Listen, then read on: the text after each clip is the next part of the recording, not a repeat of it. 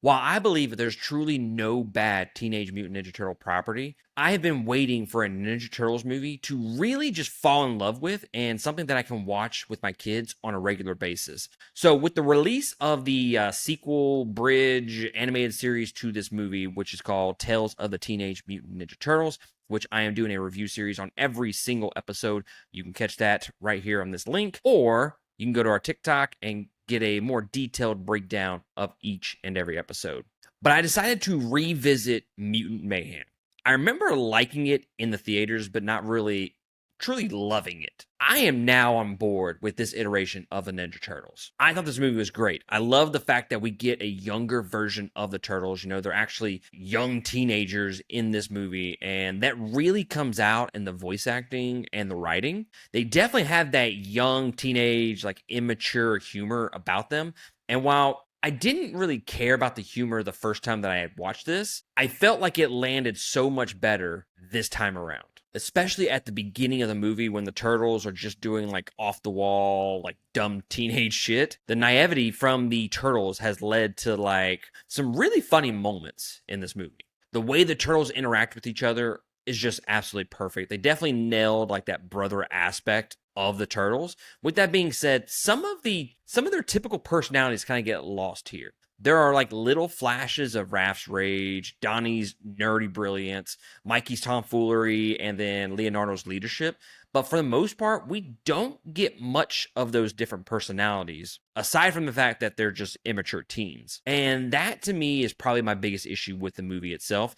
I can deal with some of the other things that they have changed for this iteration. It's just I would have liked for more of their personalities to be front and center. Now, Jackie Chan and Ice Cube really stole the show for me personally. Ice Cube just brings that classic Ice Cube persona to a perfect villain casting of Superfly. I just really dug the voice acting, and even the character himself is actually pretty cool. Splinter was a huge turnoff for me the first time that I watched this, and with my love for the franchise, I just could not get on board with that iteration of the character. And now your first watch is always going to be conflicted with expectations. And you always have a certain expectation of what you want characters to be, especially when going to a property that you really and truly love.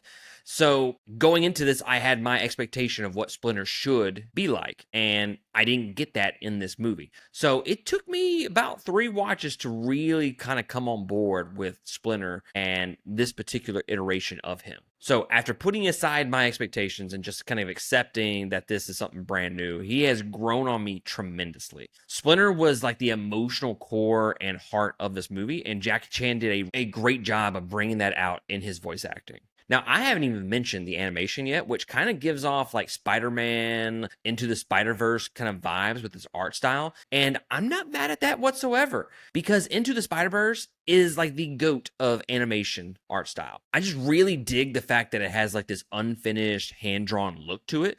It gives the movie a completely different feel than like the other animated series or movies that have come before it. And it really goes hand in hand with that dope 80s soundtrack and score. So good. Like I don't know if I liked it the first time that I watched it, but it just fits. Just fits. As for the overall story, I really dug it. I love the fact that the whole movie is just the turtles wanting to be accepted, and that kind of feeds into their character arcs along with April O'Neil. I do wish that they would have stuck more to that ground level threat style story that the first 2/3 of this film kind of introduced, rather than the giant kaiju battle in the third act. Although I'm not mad at it by any means, okay? I kind of preferred the ground level threat aspect of it. The addition of all of the other mutants was a different change of pace from previous films in the franchise. Now, with that being said, they did my boys Rocksteady and Mighty Bebop dirty in this movie, okay? Unless something changes in subsequent series or even next movie, I am not a fan of what they have done to these two characters. So I'm all about changing things up to keep everything fresh. But to me, these are just two completely different characters at this point, because they have traditionally been villains and then now they're friends with the turtles. I'm not on board with that whatsoever. Like I said, unless they do something crazy in the sequel, I don't think that's going to happen. I think they're going to stay friends with the turtles, and I don't like that. I'd rather them just be villains for sure. But despite some of the lore character complaints that I do have, I very much love this movie. Sure, it's not the Turtles that I grew up with, but I'm still excited to kind of see where they take this iteration and this series going forward. But guys, let me know down in the comments below of what you think about Teenage Mutant Ninja Turtles, Mutant Mayhem, and whether or not you are on board with all the changes that they made in this movie. But that's going to be it for me, and I'll catch y'all next time on another episode. Laters.